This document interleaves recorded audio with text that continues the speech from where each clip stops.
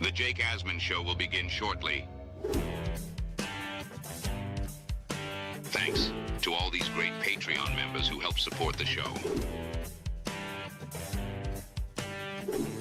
Get your super chats ready. Jake will be here in just a moment. If you love the New York Jets, this is the place to be.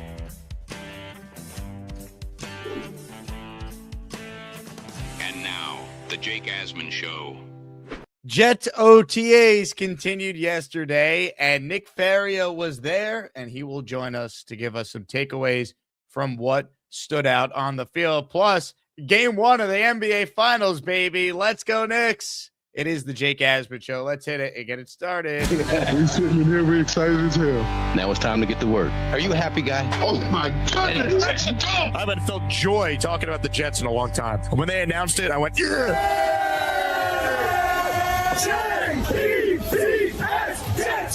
Jets, let's go! A new chapter for the Jets has started. Aaron Glenn and Darren Muji are tasked with shaping the future of this franchise. Will they be the ones to finally get it right? We will be here for every step of the journey on the Jake Asman Show, breaking down all the storylines, every game, and everything in between. Please subscribe and hit the like button below. Super chats, baby. Cut the line. The Jake Asman Show starts right now. Here we go, Jet fans and Knick fans. Welcome in, everybody. It is indeed the Jake Asman Show, presented by PrizePicks. A lot to talk about with the Jets on the field yesterday, with the media in attendance for OTAs. And how about this? We announced it yesterday. For those who missed it, details are public for our event in Nashville the day before Jets Titans. I'm throwing a huge party at Barstool Nashville, a live broadcast of the show, special guests, giveaways, drink specials. Get every Jet fan you know that is making the trip to Nashville and tell them to be at Barstool Nashville the day before the game from 4 to 7. It is going to be a who's who of Jet fans all in one spot as we get set for the Jets and the Titans week one. If you want to come, it's free. If you RSVP, you won't have to pay a cover charge. RSVP by clicking the link that is in the description. With that, we say hello right now to our good friend, now covering the New York Jets for Sports Illustrated, the great Nick Faria joins us now. How far will he go to push his Jets takes? How far will he go to get the Jets to trade for Bad Eagles players? How far will he go to confuse Asmaniacs as to where he works because he keeps changing jobs like twice a week? It's the great Nick Faria!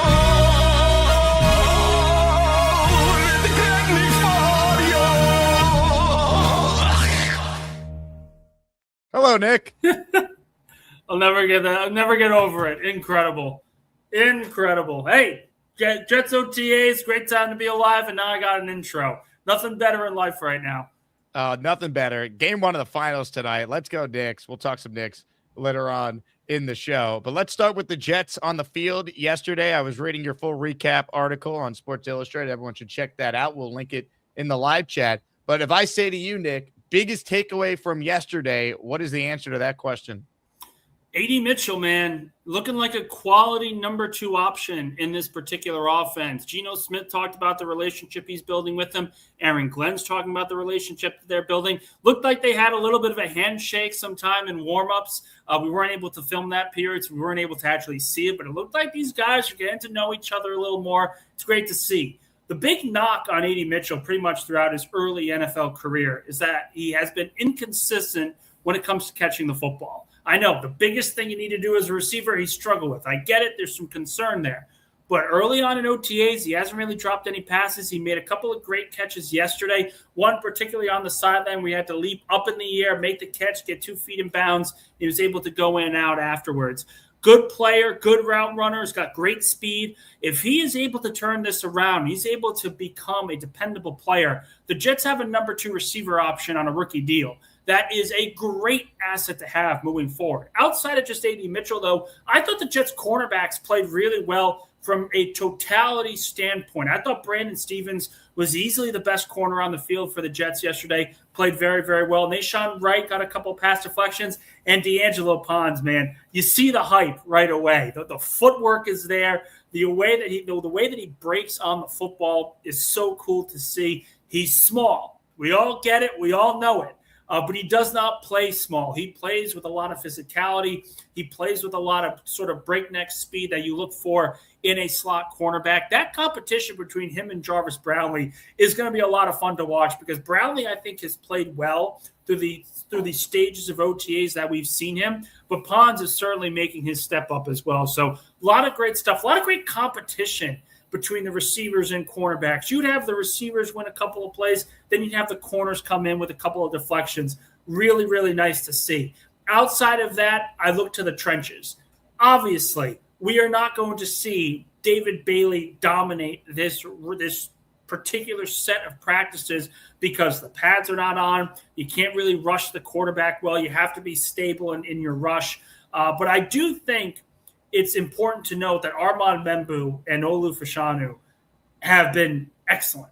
Very quiet throughout. There was one particular rep yesterday where Fashanu just completely had David Bailey in lockup, looked like a perennial Pro Bowl player. When we talked to Harrison Phillips, we talked to a lot of these guys yesterday, they said Armand Membu has the potential to be an all-time great player. He just has to clean some stuff up. He's got to go through that process as a player. But early returns are really, really strong for this tackle group.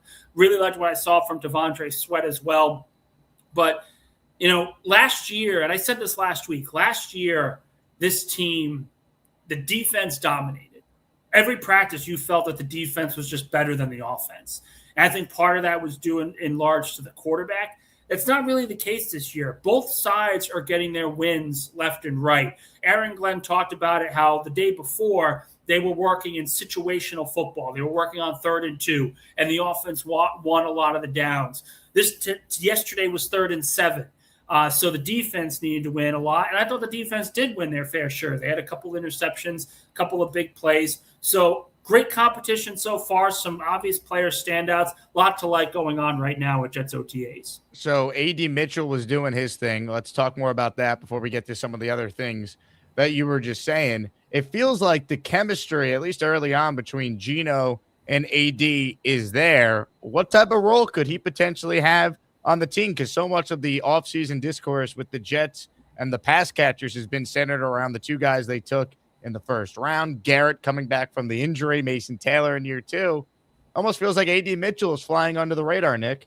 He definitely is. And the Jets are essentially saying, let him. This is why we wanted to take a receiver in the draft instead of signing one and putting him above Mitchell, because the upside with A.D. Mitchell is very large. I mean, this is a high second-round pick. People thought he was going to be a first-rounder when he was taken by the Colts a couple of years ago, but we kind of neglected the fact that the Colts offense had great receivers all across the board.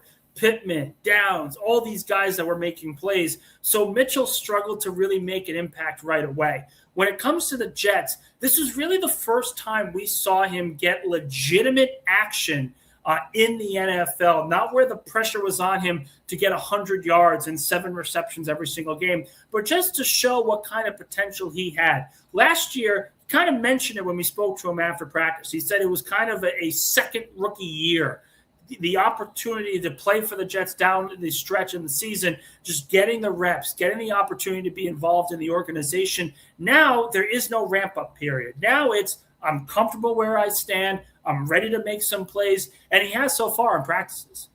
This was A.D. Mitchell when he spoke with you guys yesterday talking about his new QB, Geno. Here's A.D. on Geno. He's a natural leader.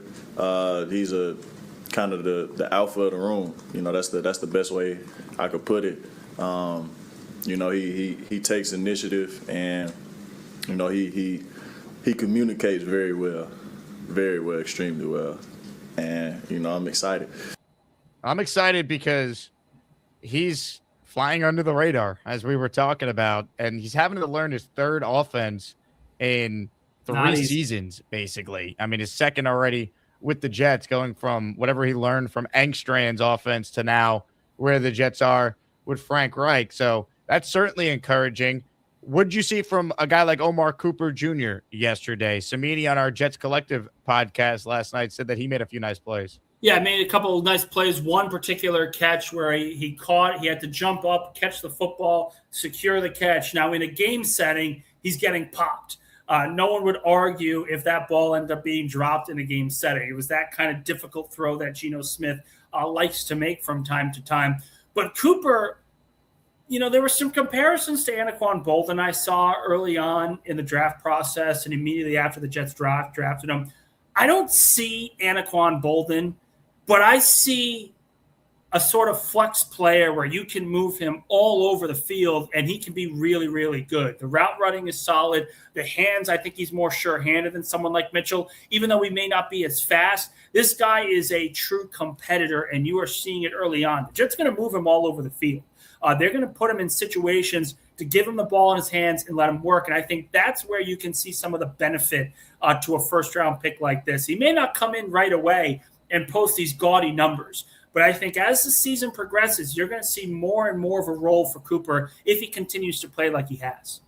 Comments, questions, super chats, cut the line. Don't think I've forgotten about the New York Knicks. Here's our giveaway today to celebrate Game 1 of the NBA Finals. It is a signed Amari Stoudemire jersey, Knick fans. So if you want in on the raffle, gift the membership or send in a super chat or Venmo me to qualify. $10 is the threshold for a super chat that will get you 2 raffle entries. If you don't want a stat jersey, you could pick a Jets jersey. Pick a current player on the team that we have a jersey for. So Knicks fans, your chance. Jet fans, if you want a Jet jersey, we'll raffle that away on our shows today. Plus, new set of weekly prizes: signed Bernard King Knicks jersey, signed Wayne Corbett end zone pylon, signed Joe Klecko jersey, and a signed Richard Todd jersey, all up for grabs in our Saturday raffle. Nick, let's continue with more of your takeaways here.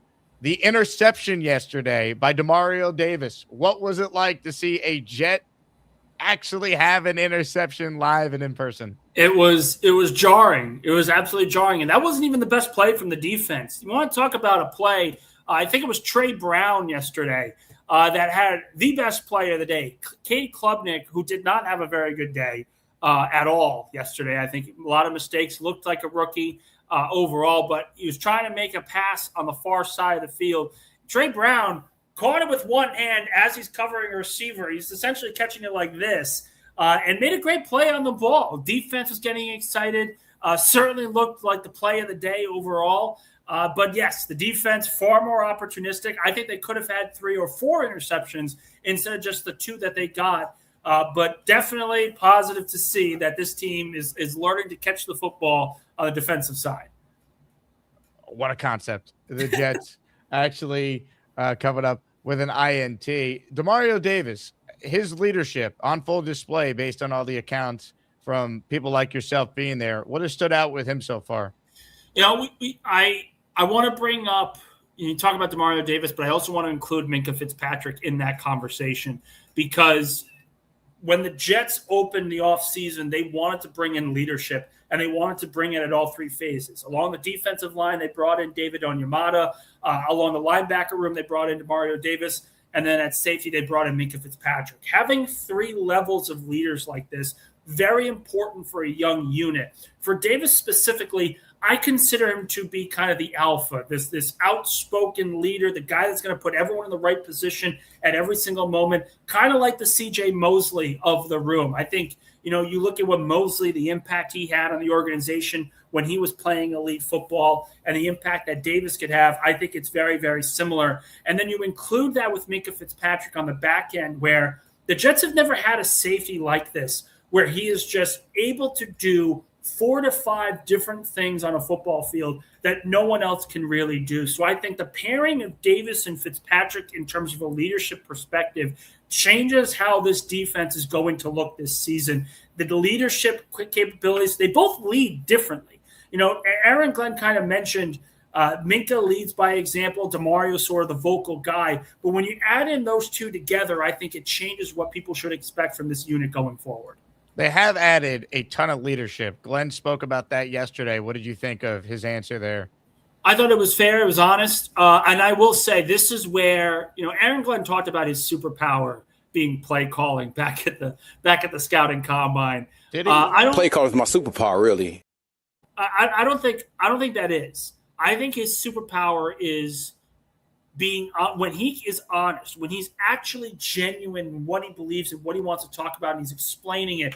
That's his superpower because it can get people buying in even when there are still outlying questions. His idea of we need leadership at every single level. He's absolutely right. No one's going to argue that going forward, that the Jets needed a crew of players that understood what was needed and how to be a professional athlete and not get down on yourself every single time there's a bad play. Being able to turn the page to that next play, that next series, very important. So Glenn talking about that was important. But also, to sort of go in a little direction as well, he was open, far more open about his practice plan yesterday than I think he ever was last year. He mentioned on Monday that they focused on 3rd and 2 situational football, converting on these short yardage situations and being able to move the football convincingly.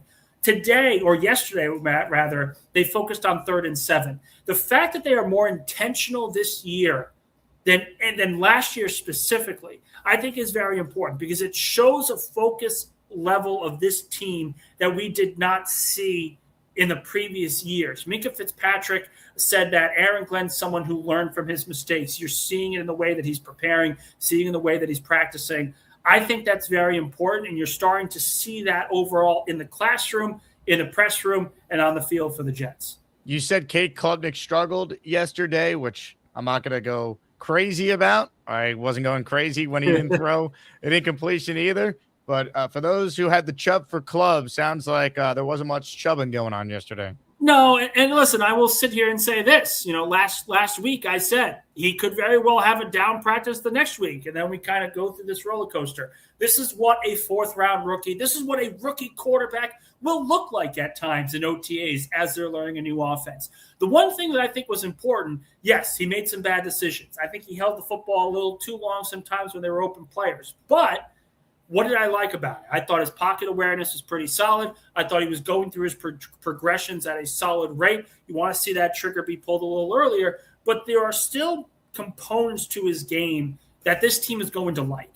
And I think from a project standpoint, from a backup quarterback standpoint, which the expectation is as a 4th-round pick, that's what he's going to become, that is going to be something the team likes. So I think he's going to be fine. I don't have any concern whatsoever in terms of his development. He had a good practice last week, bad practice this week. Next week may be sort of in the middle, and it'll continue to go through there. Samini's note on Klubnik, not great day for rookie Cade Klubnik, 2 of 5 and 11 on 11. He had an overthrow, a drop, and an errant throw on a possible miscommunication with the receiver. Klubnik ended with a shaky 7 versus 7 period, throwing an INT to Trey Brown. You spoke about that earlier on a sideline route and misfiring on 2 of his next 3. All told, he was 3 for 9 and 7 versus 7. Again, there was a lot of 3rd and long. Not easy for a veteran QB, let alone a rookie. And that's where the situational piece to this matters. And I do think when it comes to Aaron Glenn and his practice schedule, I think it's a lot different this year than last year and the last few Jets coaches that we've seen, where they are far more intentional in what they want to do, how they want to do it, and why they want to do it this year on offense and defense that should set themselves up for success. The fact that they're working on 3rd and long this early, the fact that they're focusing on the situational side of the game, I think should prepare them during the regular season for when they are in those moments as well. A big topic at the podium yesterday was Tavondre Sweat. Harrison Phillips told me a couple of weeks ago that he has taken Tavondre Sweat under his wing. So you guys asked Harrison Phillips about Sweat, and I want to play the audience his answer here because I think this is the type of leadership that you and I were discussing at the top that this team desperately needs. Genetically, it's incredible. I mean, he's a really large human. And he has pretty good feet for someone of his size. I've really appreciated his willingness to try to take coaching from me. If, sometimes people can come in and maybe they feel like they've already got it figured out. I haven't got that from him. And oftentimes he's pulling me to the side, maybe asking some other questions, or if I have some things that I see that he could improve in his game, he's really willing and receptive to hear that. You don't get that from every player that has his talent. So I'm excited for what he could do this season.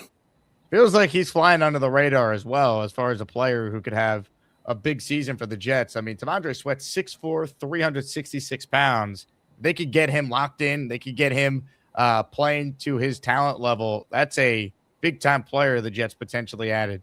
Solves their run defense problem, certainly. I mean, this is a true nose tackle in a standard 3-4 defense that plays like a true Casey Hampton-style nose tackle. For those of you that don't know, Casey Hampton was the nose tackle for the Steelers during their sort of Dick LeBeau heydays in the late 2000s when they went to 3 Super Bowls and won 2 of them. But the one thing I liked about T'Vondre Sweat yesterday, he had one run stuff where he just completely blew through the offensive line, and there was nothing Breece Hall could do. The pads are not on. So obviously we have to wait and see what that looks like when these guys hit the field in August and late July. But if he can have any semblance of pass rushing capability, you are looking at one of the better nose tackles in the game. He's already a really good run stuffer, one of the best run stoppers in the NFL last season. But if he can add just a little bit of a pass rush move, it changes how the Jets are going to look defensively. Aaron Glenn's already touted. They are going to be multiple. They are not going to be a standard 3-4. They are not going to be a standard 4-3. It's going to be a lot of different looks depending on the team they're playing and depending on the offense they're going up against. But if you can get a nose tackle that is able to stop the run as well as Sweat and then rush the passer at a high rate, it changes how this unit is going to look. Sweat had a very good day yesterday. Harrison Phillips has already talked about it. The Jets should be very thrilled with what they've seen so far from the former Titan. Hit the like button if you're joining us. What questions do you have for Nick Faria, now of Sports Illustrated, who was at the open OTA yesterday? If you have something for Nick, super chat it, and we will make sure we get it on the show. Some other players I want to hit you with: Brandon Stevens, Nashawn Wright. Feels like the Jet secondary, a lot of talk is about D'Angelo Pons and can Azaria Thomas take another step this year? But Stevens is signed for at least another year. Nashawn Wright was a free agent signing. Some good plays they made yesterday. Your thoughts on what you saw from them? Yeah, I will say Stevens looked like the best player on the field at cornerback for the Jets yesterday.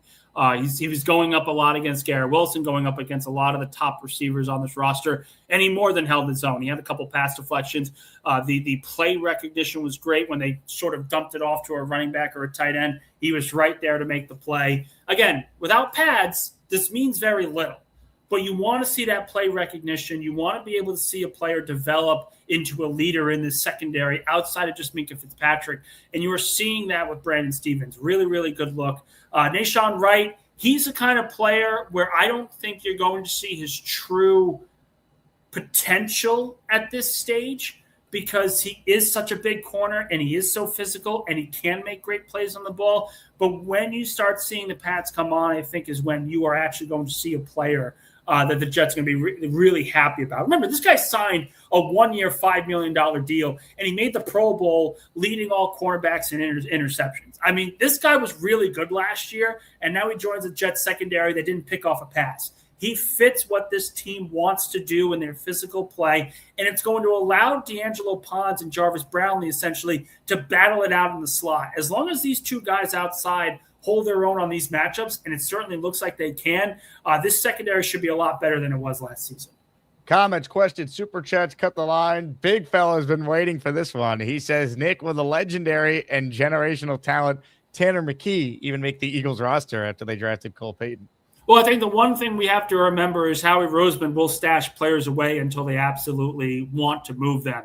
2016, they traded away Sam Bradford, and they said all offseason that Sam Bradford was going to be the starting quarterback, and Carson Wentz, who they took second overall, was just going to sit his entire rookie season. And then the injury to Teddy Bridgewater happened, and they traded away Bradford to Minnesota for a first-round pick. I see the situation playing essentially the exact same way because McKee has been the backup to Jalen Hurts. Now it's Andy Dalton. Dalton's taken most of the QB2 reps so far in OTAs. That tells me has nothing to do with Tanner McKee, has everything to do that they're looking to trade him, and they don't really want to have any damaged goods when an injury happens in camp where they can ship him off for an extra draft pick. Ladies and gentlemen, a super chat from the Doc Jet fan up next. Geno, since 2022, has thrown for more yards than Matt Stafford, Trevor Lawrence, Baker, and Dak. Should be at least entertaining and a professional. I mean, what have been your impression seeing Geno twice so far in these two practices? What you see is what you get, man. Big arm. He's going to push the ball downfield. This is the kind of quarterback the Jets did not have last year.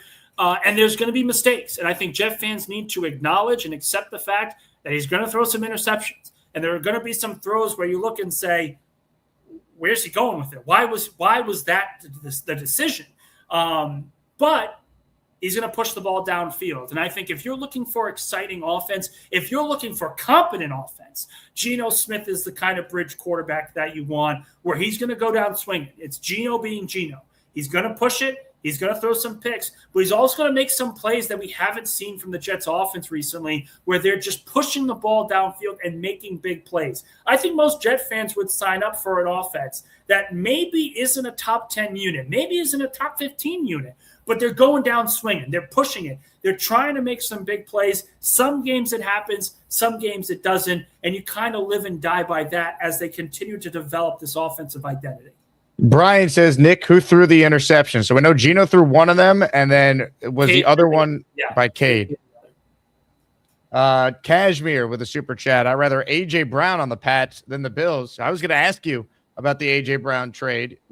I mean, we knew it was coming for a while now. Yeah. What were your thoughts on the compensation and him going to New England? They got a first-round pick for a player that has essentially become a locker room pain. I don't want to say a cancer because he wasn't. You talk to any player on the Eagles roster, and he was not a cancer on that team.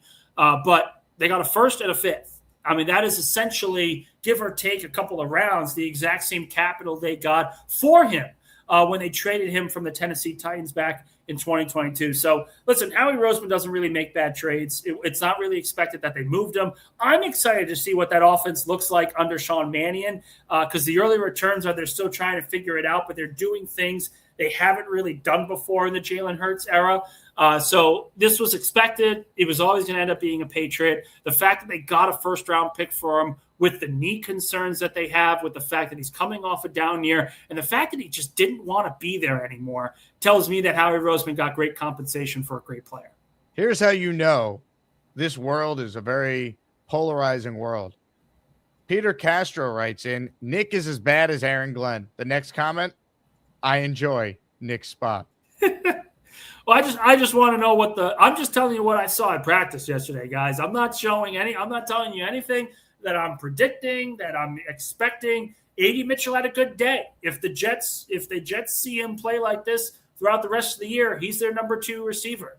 You know, Cade Klubnik, still too early, got to develop. Devontae Sweat had a good day. If he's able to stop the run and gain some pass rushing ability, the defense is going to be good. The corners played well. I'm confused of what you guys want to hear as opposed to what I'm just telling you guys from practice. That would be my question and response. Ignore the haters, Nick. You're doing a fine job. The kicking battle. Younghoe Koo missed badly from 53 and from 45. He was 3 of 5 in total, hitting from 52 yards. Cade York made his first 4 tries, then missed his final one from 52. This is from Rich Cimini's notes. What did you think of the kicking battle yesterday between Koo and York? Yeah, the misses were bad, man. The misses from Koo were really, really bad. Like, you kind of looked and saw, where the hell was that going? Almost hit a car, essentially, if they were driving through, if you know how to drive through. If you've ever been there, just driving through that path onto the field. It was a couple bad kicks. I think Cade York was the better kicker yesterday.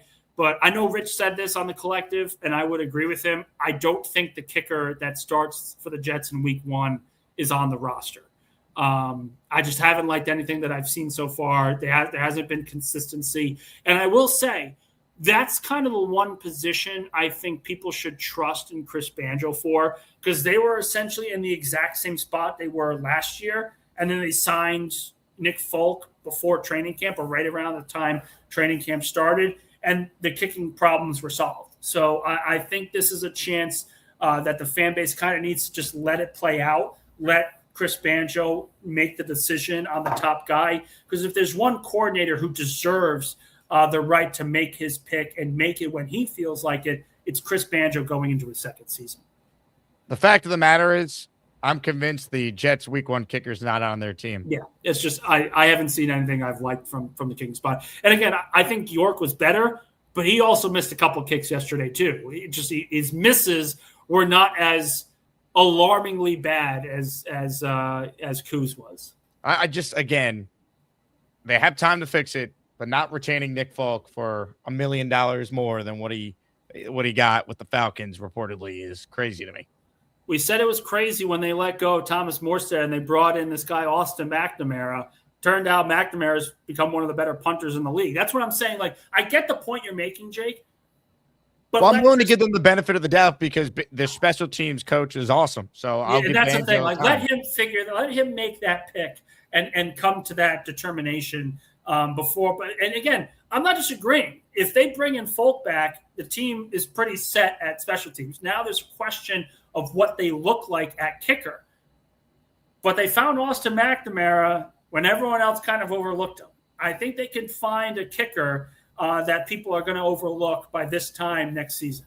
Open phone lines for those who want in. The Gusbuster Umbrella hotline link is pinned in the live chat. So if you want in on the conversation, now is certainly the time. If you tuned in late, we're raffling away an Amari Stoudemire signed jersey, Nick fan. So get in. If you don't want the Amari jersey, you can pick a Jet jersey. I have Garrett Wilson, Breece Hall, Geno Smith, Demario Davis, David Bailey, Omar Cooper Jr., and Kenyon Sadiq, all in stock, ready for you to select. So make sure you enter for your chance to win. Plus, when you enter the daily raffle, you're in the weekly raffle. This Saturday, we give away a Richard Todd signed jersey, Joe Klecko signed jersey, Wayne Corbett signed end zone pylon, and again, another Big Nick prize in honor of the Knicks finals run, a signed Bernard King jersey. No one has gifted a membership 32 minutes into the show. So we did this yesterday, and this was fun. If you're the first person to gift the membership, it's double. It could be 1, it's 2, 5 is 10. Whoever is in first gets double the memberships. Let's just go. Don't let go of the rope. All right, Nick, before we get to some of the calls, anything else in your notes that you could share that we missed beyond the initial takeaway stuff we got into? It doesn't even need to be on the practice field. It could be something you heard at the podium that you found to be intriguing. I'm trying to go through it all. And look, I think I wrote about it this morning, published out this morning, a piece about Minkah Fitzpatrick. And you are seeing the range that he plays with at a very high level. So I think the fact that you have Minkah Fitzpatrick on this team, he doesn't have an interception yet. There's no wow play that he has made yet. But that's the kind of stabilizing force that you can come in and trust on the back end that changes how this defense is going to look. And Demario Davis, his arrival, very important. I mentioned David Onyemata's, Devondre Sweat's. But the key is Minkah Fitzpatrick. If this guy is healthy for a full 17, I think this Jets defense can be really, really good because Aaron Glenn, when you look at him in Detroit, and you look at how he called plays in Detroit, when he had the players, they were really good. They were a really good unit. When he had good players on the roster, the scheme was good. They were confusing offenses. They were a team that people feared to play on the defensive side, not just the offensive side. When he doesn't have the players, it doesn't look good. The early years in Detroit where they kind of stumbled through, when they were dealing with so many injuries later on in his tenure, the Jets have the players, and I think if he can have the same kind of play calling success he had in Detroit, particularly in those middle rounds where the defense was really starting to play at a high level, I think this defense is going to be one that Jet fans are going to be excited about. Maybe that's a top 15 unit. Maybe that's even a top 10 unit. We're not sure. I'm not going to make any prognostications there. But I like what I've seen so far from a schematic standpoint from Aaron Glenn. And it's only going to be aided by the fact that he has good players on the roster. Ladies and gentlemen, JoJo was the first to enter the raffle. She gifted a membership. We're doubling it. JoJo, congratulations. 2 entries to kick us off this morning. They wrote me off. I ain't right back, though. JoJo's in for 2. Ozzy, who yesterday won the challenge, had 2 entries for the price of 1. He is in for 1. Thank you very much, Ozzy. Just don't let go of the rope. Here we go. How about a 5 spot from Mike Dems? Mike, let's go. 5 raffle entries for Mike Dems. Are you a happy guy? Oh my God, let's go! Congratulations, Mike. And PBM, who's fired up about his Knicks, says stat. He wants the Stoudemire jersey. Knicks in 6. We win tonight by 35. Let's go, Knicks. F. Wemby. If the Knicks win by 35 tonight, Mike, you host the show with me tomorrow morning. Let's go. Who let the dogs out? Woo, woo, woo. Who let the dogs out? Woo, woo, woo. Let's go, Knicks. Shout out to Mike Brown. Let's see. Comments, questions, super chats. They cut the line. Addison wants the Faria finals forecast. Nick Faria, your finals prediction. Oh man, I'll give you Knicks in 7. Knicks in 7. They go on the road and they win a championship. Hey, listen, they're playing great ball. They are playing the kind of ball I didn't think was possible when they brought in Mike Brown, but he has looked the part of a great basketball coach, man. Really good stuff. Ladies and gentlemen, the Faria forecast. Knicks in 7. Peter Castro says Knicks in 5. Kevin writes in, I just like the fact that I don't know who's going to kick the ball. You never realize how important a kicker is till you don't have one. I mean, a kicker is huge. The Jets season went up in flames in 2024 because Greg Zuerlein was horrific. That happened. 2019, the season spiraled out of control because they didn't have a kicker week 1, and they lost that game to the Bills. They were up 16-0. Sam Darnold gets mono. You blink, you start 0-4, you're done. Like, kicking matters, man, especially if you're the Jets, and you got to win everything on the margins. So they got to get it figured out. But, again, it's June 3rd. The season's not till September 13th in Nashville. They got time to get a kicker. They found Cade York right before training camp or right at the beginning of training camp. I'm pretty confident that they'll be able to find one that works for them and works for Chris Banjo. That's kind of the thing. Like, I understand this comment. The unease of not knowing who it's going to be is always going to make people nervous. But there's one coach here that I think you should feel confident in going into next season, and that's Chris Banjo. The work that he did on special teams where they essentially were dominant in the return game. Austin McNamara was the second best punter in football last year by Pro Football Focus. I mean, like, he knows what he's doing. He understands and knows how to spot talent. So I think we should trust him. Jets fans should trust Chris Banjo in finding the next kicker, whenever that is. That might be at the end of training camp. But if you find a kicker for week 1, that's all that matters. I trust Rick Kent, diehard Nick fan, Rick Kent. He goes, I'm manifesting the Bernard King jersey. Knicks in 5. Let's go. 10 raffle entries for Rick Kent. Let's go. Who let the dogs out? Woo, woo, woo. Who let the dogs out? Woo, woo, woo.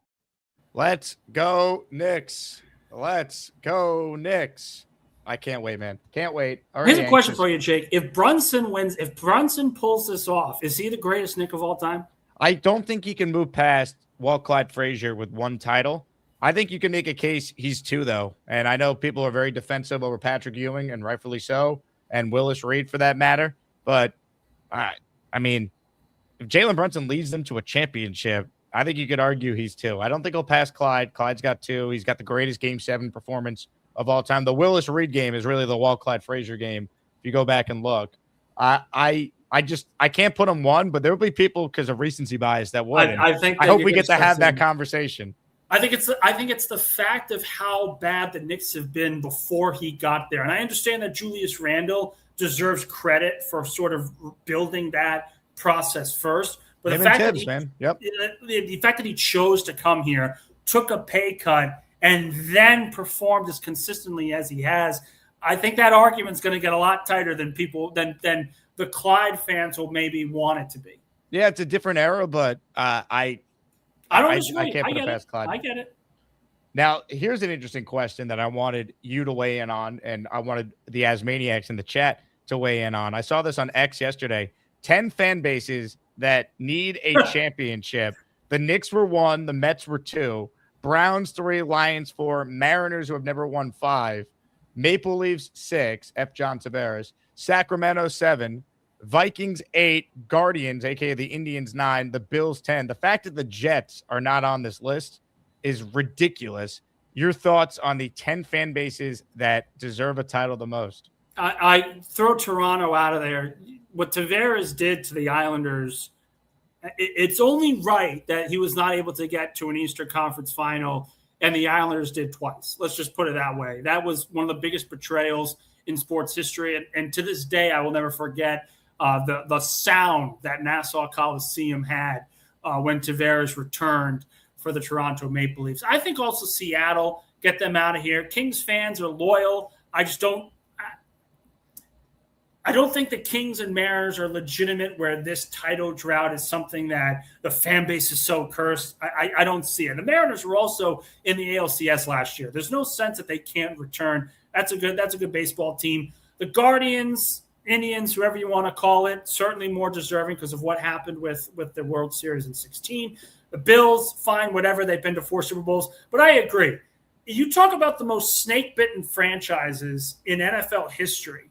And right now, there are 3, just 3 off the top that you have to include. It's the Browns, it's the Vikings, and it's the Jets. And the fact that the Jets are not on here is kind of ridiculous, I would say. The fact that New York has 3 teams in the top 10 in this list is absolutely absurd. But certainly the hope is that eventually one of these teams in the Knicks crosses their name off this list.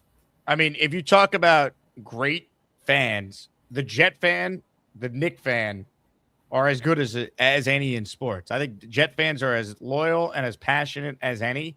And it goes without saying, the passion of the Knick fan, we've seen it during this run. I mean, they have not won a title in 53 years. And look at what's happening around New York right now for the Knicks, as they are that team that unifies the biggest city in the world. The Mets definitely should be on here. I'm a Yankee fan, but the Mets obviously have tremendous fans.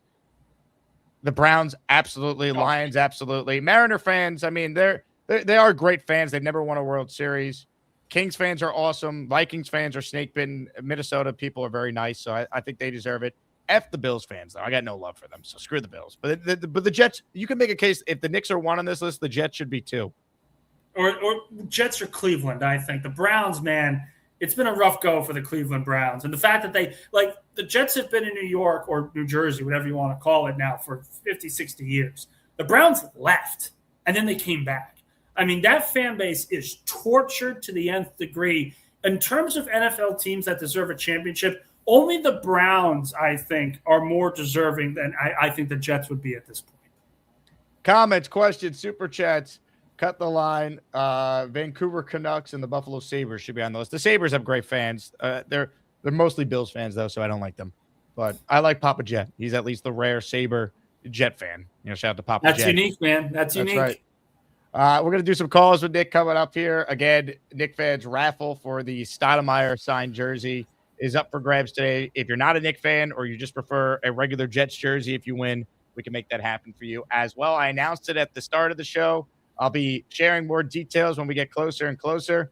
But if you're coming to Nashville week 1, the details are now public for our live event, live show from Barstool Nashville, Saturday, the day before the game. That's Saturday, September 12th from 4 to 7. The link to RSVP is in the description. You do not need to pay a cover charge to get into Barstool Nashville if you RSVP in advance. So check that out if you are coming to Nashville. If you're buying tickets to the game, we are in section 110. I recommend you use SeatGeek. We're sponsored by SeatGeek on the Jets Collective, so use code Collective10 and you can get 10% off your ticket purchase. So reach out if you have any questions, but I recommend you join my Patreon, get in the Discord. We'll have all the info for Nashville week 1 when we get closer, including the details for a tailgate for any Jet fan who is making the trip down to Nashville. Nick, you going to make the trip week 1? SI going to send you? Most likely not, but I will be there for the home opener. Home opener against the Packers, and no Micah Parsons, maybe no Josh Jacobs. That's interesting, man. Listen, Green Bay did not win a game last year where Micah Parsons did not suit up. I think if there's a team, a playoff team that takes a major step back, I think Green Bay is certainly on that list. Let's get to your calls right now. First up today is Jason in Jerusalem. Hello, Jason. Hey, Jake. How you guys doing? Hey, Nick. How you doing? Hey, I agree with that list. I mean, but you got to put Jets instead of the Mets. I mean, at least the Mets won it in '86 in terms of nobody else there has sniffed anything since the beginning of the '70s.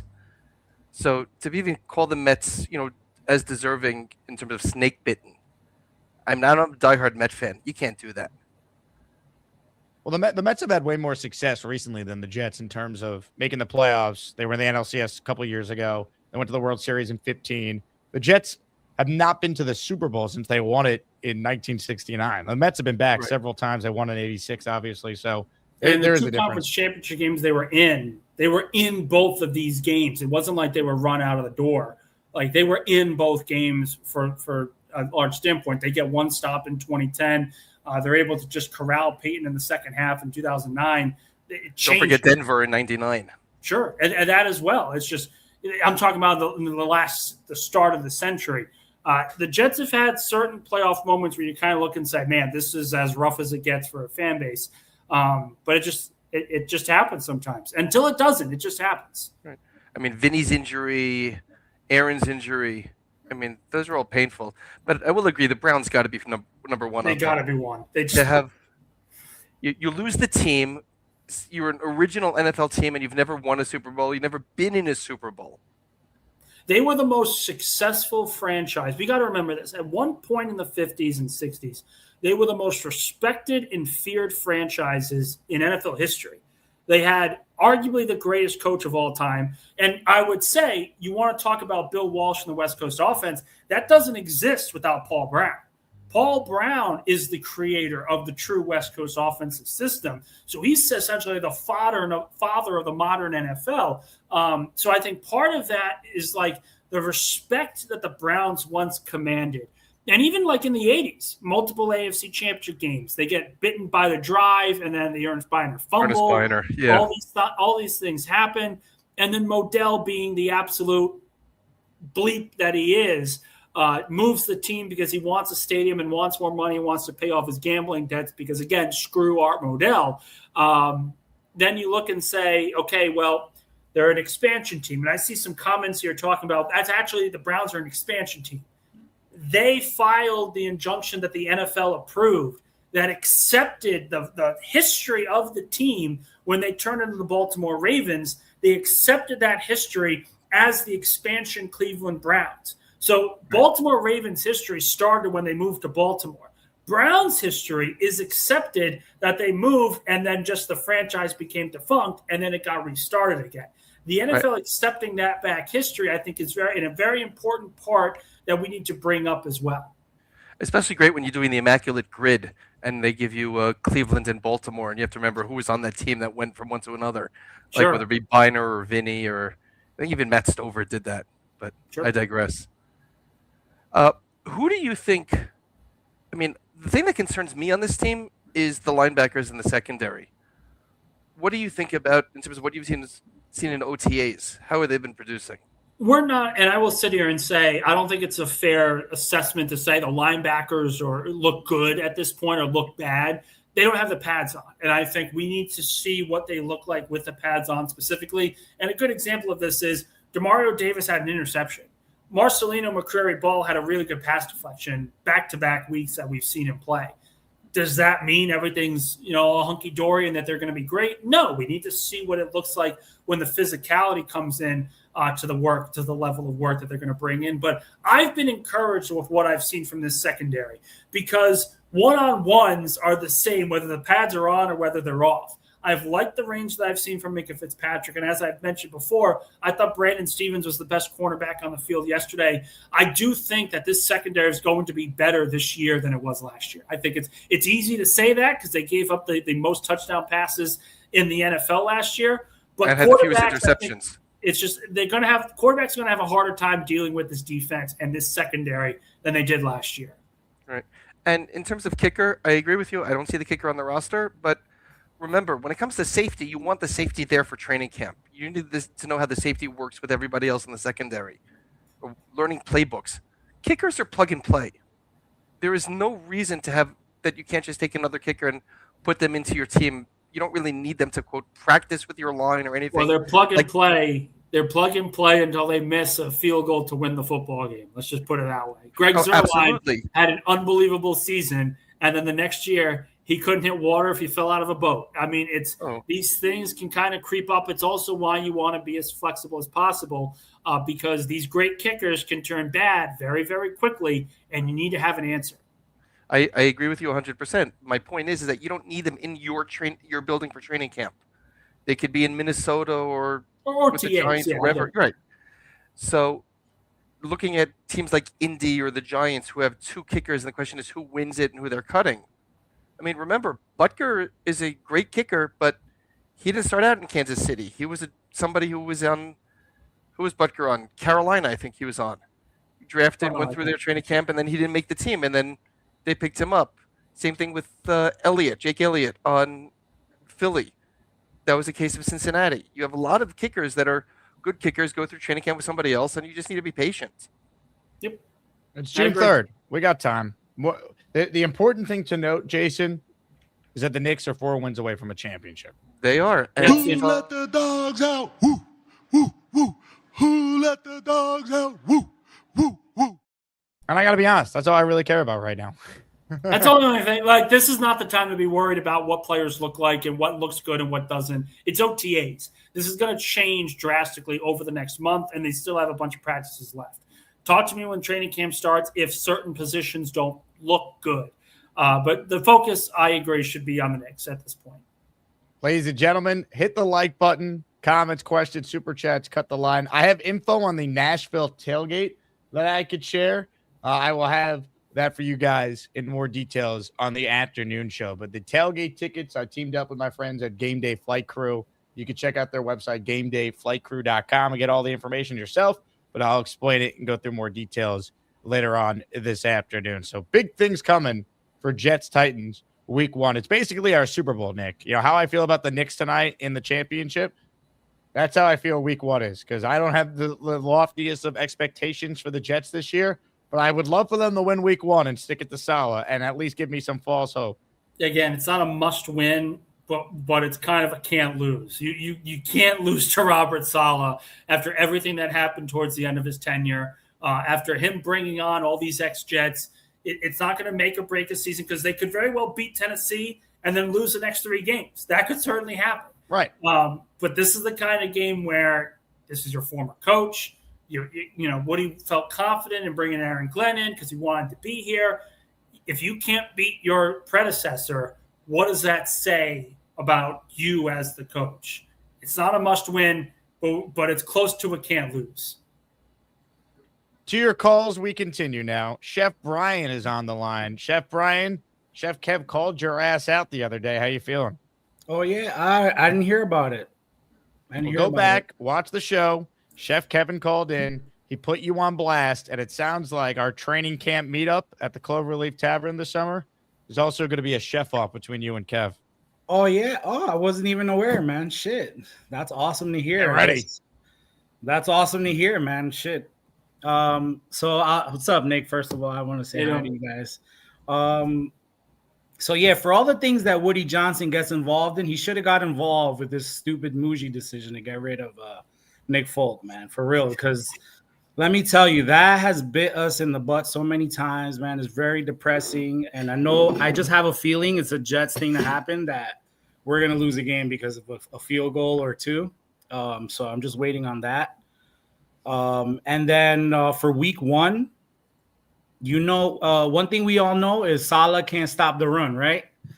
We couldn't stop the run when he was here as the head coach. And I think that's one of the things that we should focus on week 1 is running the ball, especially after hearing that Gino and Club are both throwing picks in OTAs. Hold on. Whoa. Don't get concerned over throwing picks in OTAs.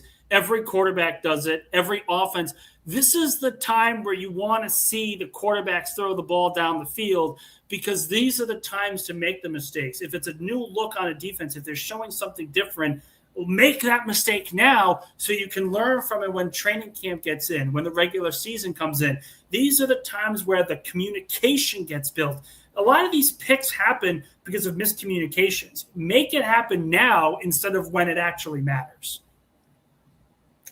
I mean, I hope you're right, Nick, because we've been hearing this story all along for so many years. Like, oh yeah, it's just OTAs, and then the season.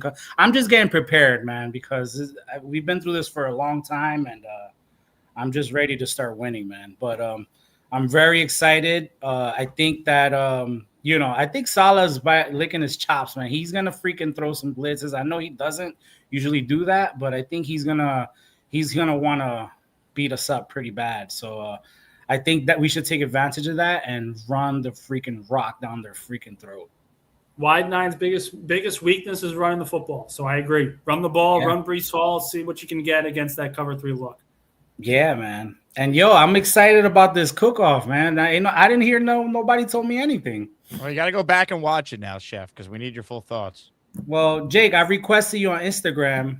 It's at Chef Brian Morales. So follow me back, man. I followed you, and maybe when did you follow me on Instagram? Maybe like a week or so ago, like maybe a week or 2 ago. I didn't even see it. Do you post a lot of food items? Yeah, all my stuff is there on Instagram. All right, I'll check it out. Chef Brian Morales, man.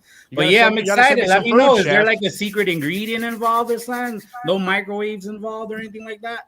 I don't have any of the rules, but Chef putting together a proposal. When I see it, I will connect all of us from there. We're making this happen. Oh man, damn! I don't want to really do that kind of stuff. I'd rather cook and have a good time, but we'll do both. Yeah, all right. I'm kind of past all the competition and stuff. I already established myself. I have my own restaurant. I really need to prove anything to anybody. That's like me telling you, Jake, hey, Jake, like prove yourself after, I've seen you grow from freaking before you even had the Asmaniac name. You didn't even have Asmaniacs made up yet. You were just straight up Jake Asman. And now there's Asmaniacs and all that good stuff. So, but anyways, I'm down for whatever. Anything. Just no microwaves involved. You got it, Brian. You report back to us. Who let the dogs out? Woo, woo, woo. Who let the dogs out? Woo, woo, woo.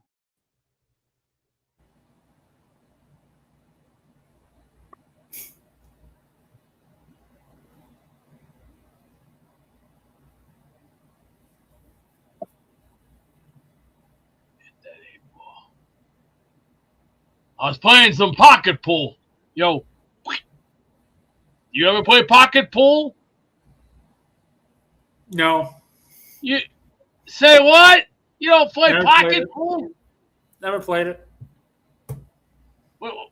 Then what do you? Oh yeah, I forgot you're a rider. I see that. But tonight, you know what game one's gonna be like? It's gonna be like a double steel cage. Except here's the difference: we're the hunters, they're the hunted. You know what I mean by that?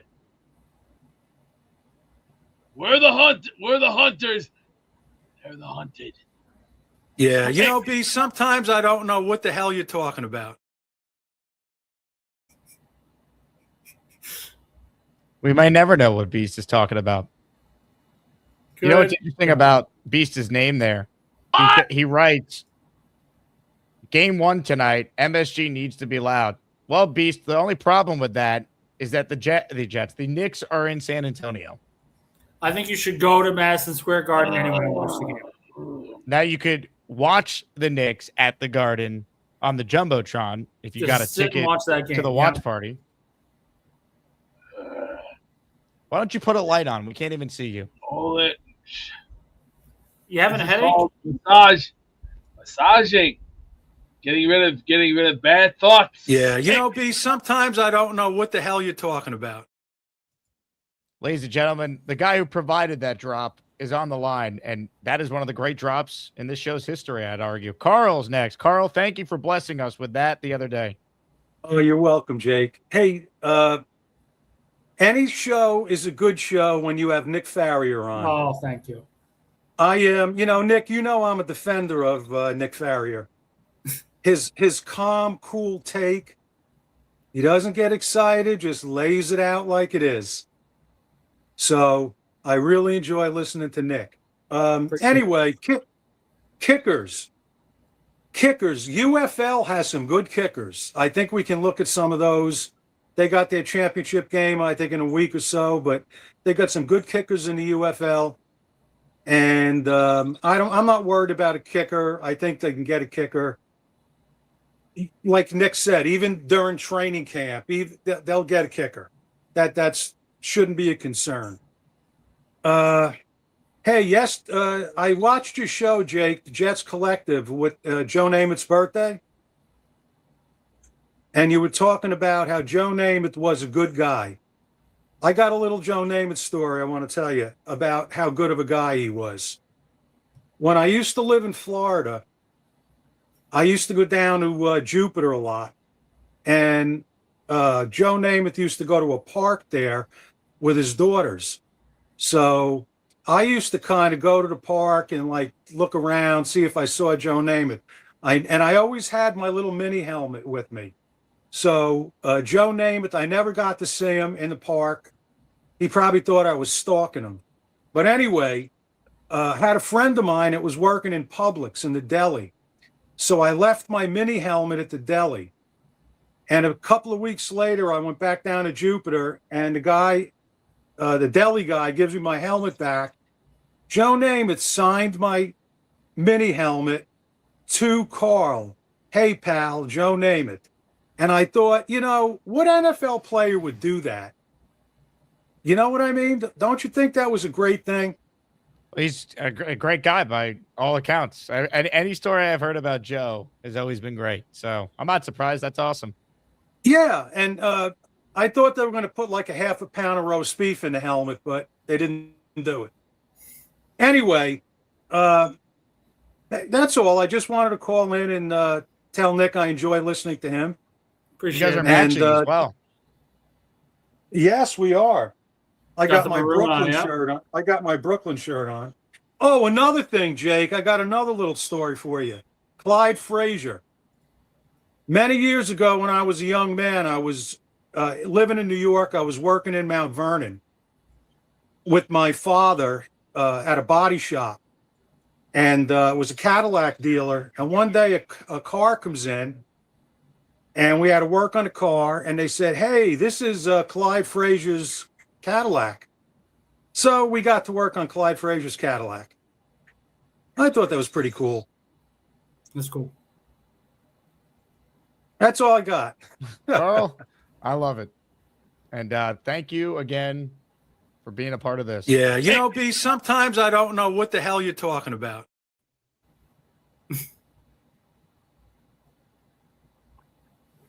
There we go. There's one. Okay, there's one. Now let's get back to our feature presentation featuring Jake Asman and Nick Faria.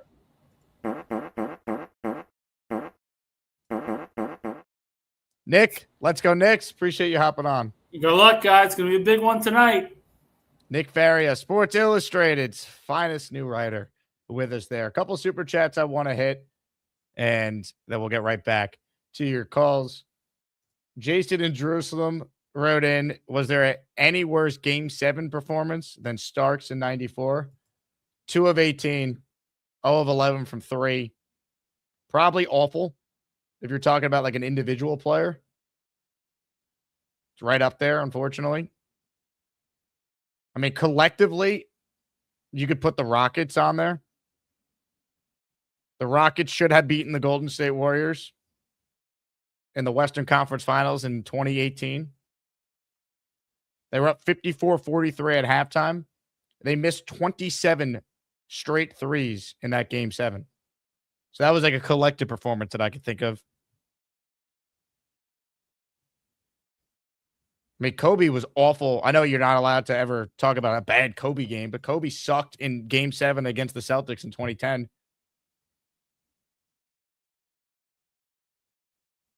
The Lakers won, so no one talks about it, but he was 6 of 24 and 0 of 6 from 3 in that game. Roberto Luongo.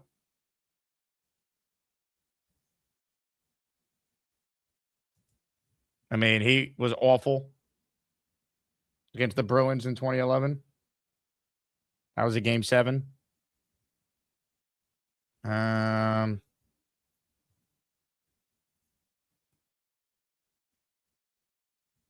All right, if we're only talking game 7, it's like, because couldn't I say like Peyton Manning against the Jets in 02?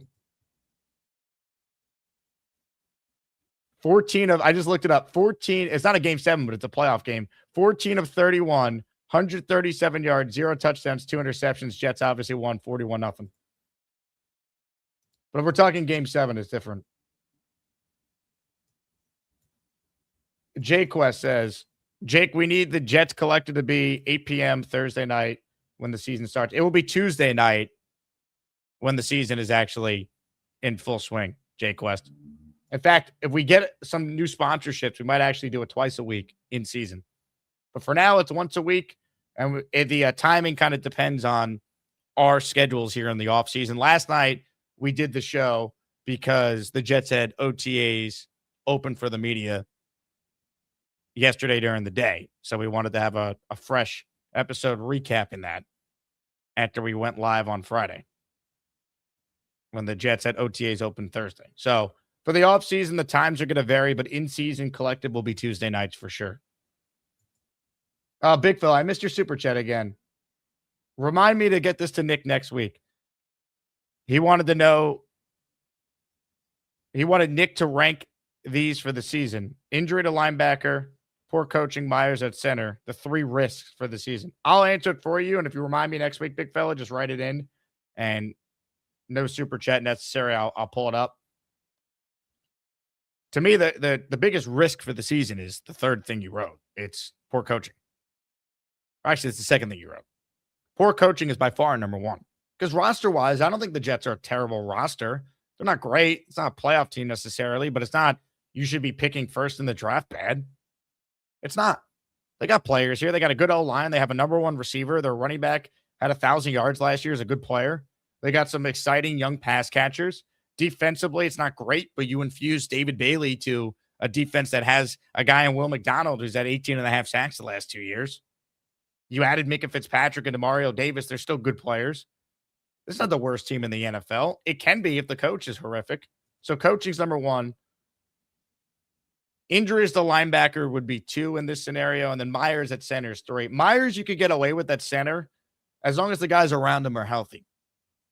I think you could squeeze 1 more year out of Myers if you get some injury luck. If DeMario Davis gets injured, look at the Jet linebacker room right now. It's not very good. So that's where I would start. SJS Jet says, we beat Tennessee. I need a Henny shot from Jake. You'll get more than that.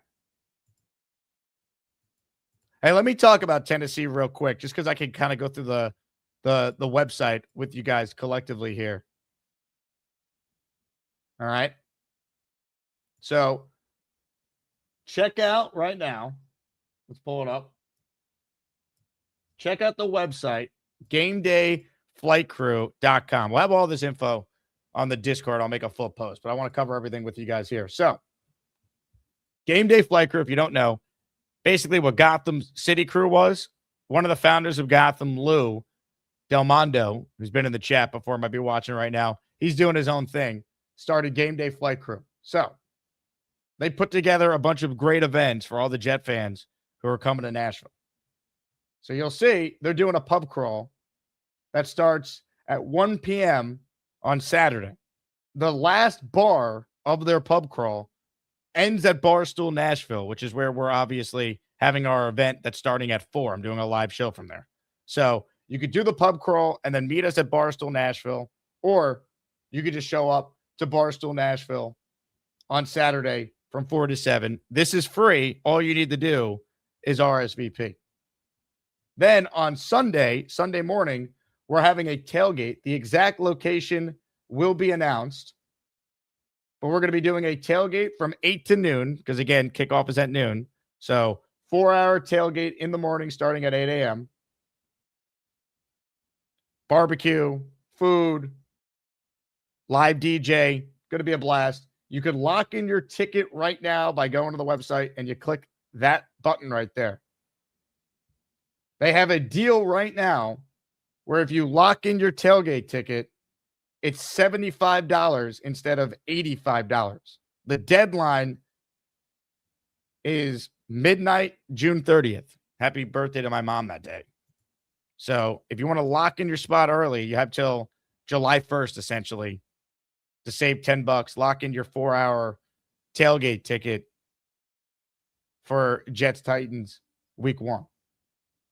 Now, after the game, I'm going to be doing my post-game show from probably my hotel room, especially if they lose. But anyone who's going to Nashville and is looking for a spot to meet up with Jet fans after the game, PBR Nashville is hosting an event for all Jet fans after the game. They'll have all the other games on that day. Hopefully we're celebrating a win all together. I'll come by when I get done with the post-game show. And if you attended the tailgate, you get free appetizers at PBR Nashville. So you get free food if you go to PBR Nashville after Jets Titans week 1. So I'll have to email Big Cho all this, obviously. But you can see here, we got a bunch of things planned for you guys. So this is going to be a lot of fun. If you want to do the pub crawl, you can find the info to that on the website. You'll click that. You join. The pub crawl is free. You're literally just going bar to bar and having a blast. And then you'll end up at Barstool Nashville. If you don't want to do the pub crawl, you're coming in later in the day, just meet us at Barstool Nashville because we'll be there starting at 4, having a great time. I'm going to do a show, and then we'll have the tailgate the next morning. Tailgate tickets, if you buy before July 1st, are $75. Post-game party at PBR Nashville. So there you go. We'll have more info when we get closer, but the website is now live with all the info. So wanted to share that with you guys immediately. Super chat from Brian. Chef Brian says, Jake, beast bang, please. How about a live beast bang? Beast, let it rip. 1, 2, 3, bang! Hey, you never know. Well done, Beast. Brian, that is money well spent. Jet Super Bowl says, Nick's propaganda is too much to take. Worst guest. The irony of you saying that and your name is Jet Super Bowl 59. Talking about propaganda. Open phone lines for those who want in on the conversation. How we feeling, Nick fans? Game 1 of the NBA Finals tonight. I don't think it's a must-win because the Knicks are the road team. But I do think that the Knicks need to win at least one of the first 2, and this feels like the game they could get. Come out better prepared to handle the long layoff. I think they will be because they went through this. Take this one and put all the pressure on San Antonio in game 2. Come back to the Garden and let's go. Got to get one of the first 2. But I think the Knicks are the better team. And I'm picking the Knicks to win the series in 6. Oh, Lou's in the house. Shout out to Lou. Jet Nation says, Jake, you need an episode with Adam Shine and Sadiq on at the same time. Now that is a brilliant idea. I was obsessed with Sadiq, certified freak. 7 days a week, has a hernia tweet. Obsessed with Sadiq, certified freak. Trying to critique what I read in Newsweek. Obsessed with Sadiq, certified freak. Trying to take a peek at his manly physique. Obsessed with Sadiq, certified freak. Time to take a leak and play hide and go seek. Yeah. All right. More of your calls coming up. We are presented by PrizePicks. Game 1 tonight. Here's a PrizePicks lineup that I put together. I like Jalen Brunson to score more than 23.5 points. Hart to hit at least 1 3-pointer. He's going to be left open. I think he hits at least 1. Wembanyama, first finals game. Little jitters from Wemby. He's going to have to deal with Cat and Mitchell Robinson and OG Anunoby hounding him. Let's go less than 27.5 points for Wembanyama. So this is $20 to win 65. Make your own picks with PrizePicks. Use the code HMA. And if you put in $5, you'll get $50 available in lineups right away. More of your calls. Let's say hello to Ron L., who's joining us on this beautiful day. Hello, Ron. Hey, Jake. How you doing? I'm up on the Ocean City, New Jersey boardwalk. We're trying to find some of the sports places, get some new Nick gear for tonight.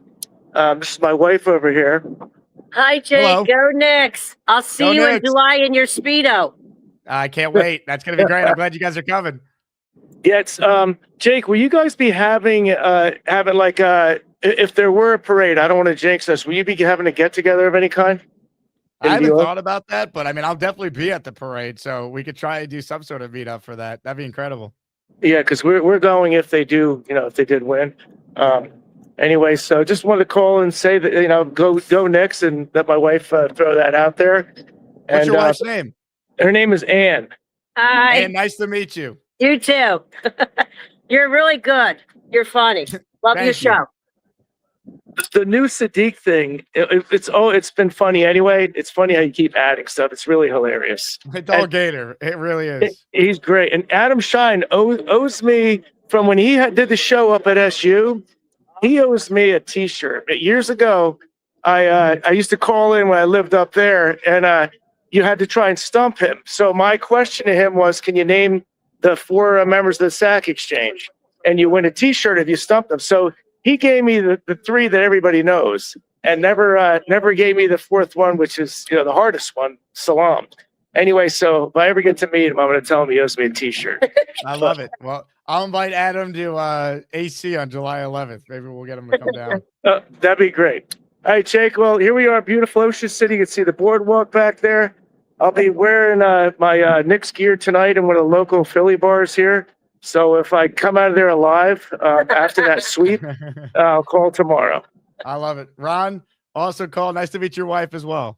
All right. You have a great day, Jake. Go Knicks.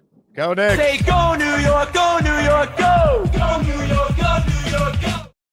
Comments, questions, super chats. Cut the line. Jet Nation says, how confident are you in AG? Not very. I'll give him a chance because I have no choice as a Jet fan. He's here. I'm confident overall in the Jets' direction from this standpoint. If it doesn't work with Glenn, I think they're set up to be an attractive job for whoever the next coach is. Amy says, Jake, did you see the special declaration of the subway for the Knicks? I saw the photos, Amy, but I haven't been down to the Garden since Game 4 against the Cavs. So I haven't seen it in person yet. I'll see it later. I think it's just that one subway stop, though. They didn't paint all of them by the Garden. They just painted that one.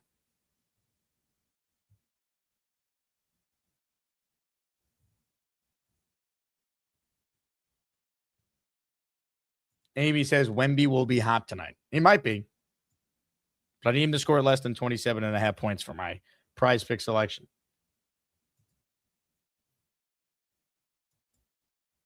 Comments, questions, super chats, cut the line. Last chance to get in on the show.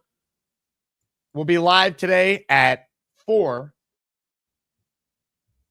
p.m. Eastern time. Zach Rosenblatt is going to hop on the show. Zach covers the Jets for The Athletic. He's been on with us a bunch.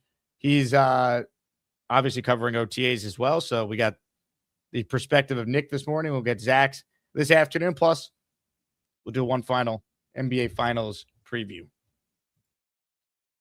Let's see.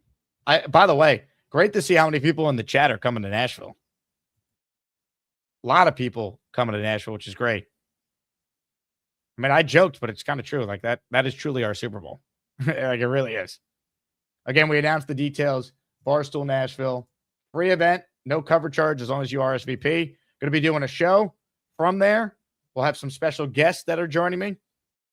I already know Fireman Ed's making the trip to Nashville again, so he'll be at our pre-party. I know all the guys on the Jets beat are going to be down there. BT is going to week 1 as well. Brandon Tierney, who I do our collective podcast with.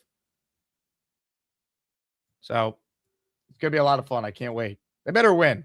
I'm tired of always having to say when people are like, oh, how was insert city you went to watch your terrible football team? How was so-and-so? It was great till the game started. Not this time. Could we win? Can we win? That's what I care about. Now, I see Ron has called back in. Ron, did you mean to call back in? I didn't. I must have pocket dialed you. I'm sorry. It's all good. Go next. They wrote me off. I ain't right back, though. They tried to write Ron off. He called back.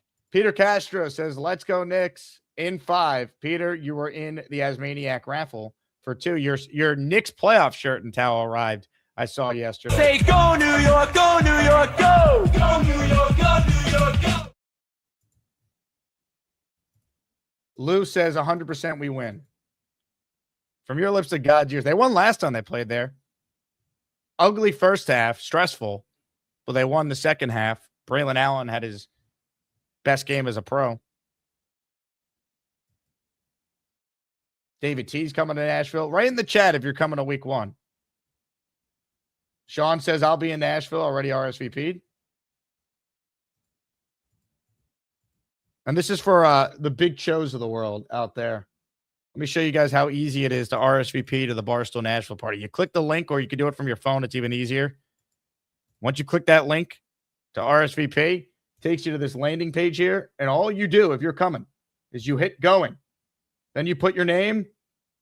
If it's you and a guest, you can bring as many people as you want. I don't know why it only gives you options to do 2 attendees, but doesn't matter. Send the link to whoever you're bringing. Put them in. And here's also why you're going to want to RSVP. Anyone who RSVPs, I'm going to put together a list, and I will announce some raffle prizes that we'll have for anyone who's coming out. We'll give away some cool Jet stuff to people. But once you click going, you're set. And 92 people have already said they're going. And we announced this thing publicly yesterday. So you imagine what this is going to look like?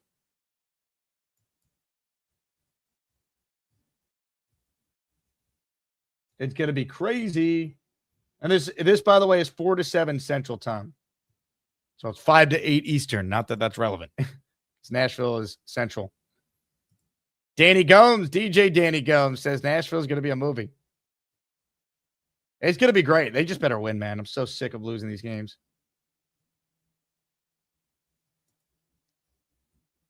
Time to win. Time to win. All right, last chance to get in on the show. Here we go. Today's closer is potentially this man. Adam is cool, although kind of basic. He claims he's too cool, though often quite basic. He makes great jet points, looks a little basic. Adam is cool, too cool, but basic. Some would say generic.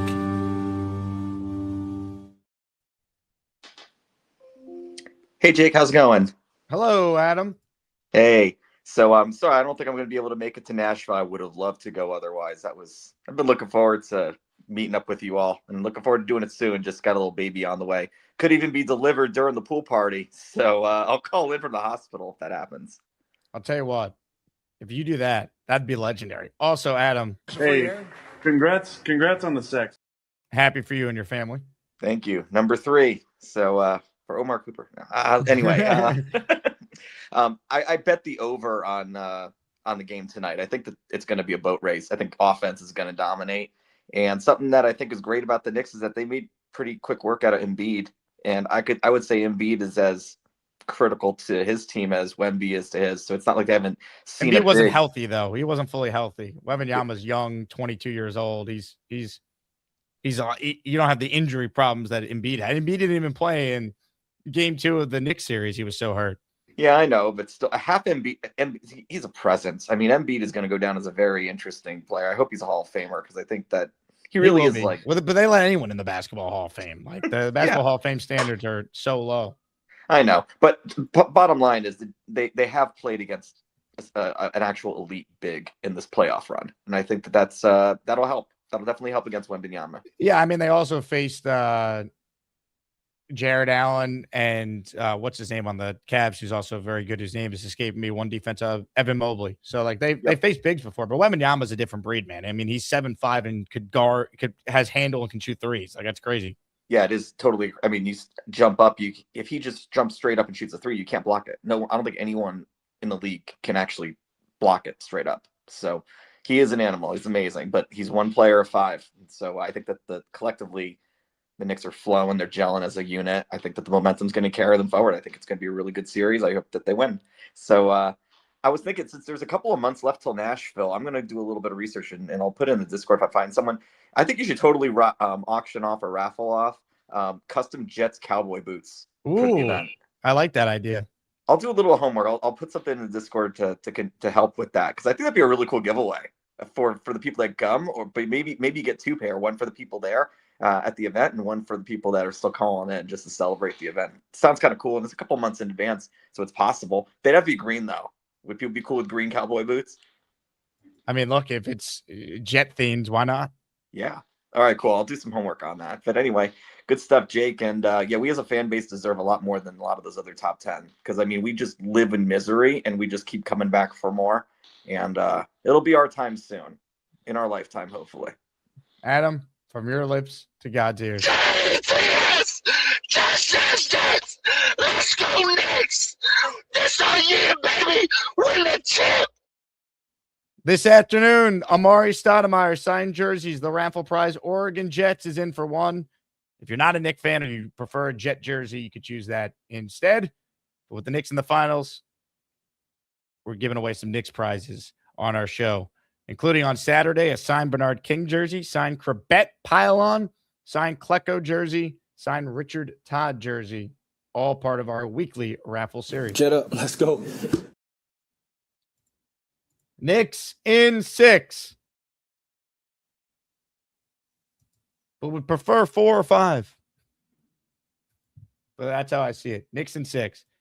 Ladies and gentlemen, one last call from this man. Hey, you never know.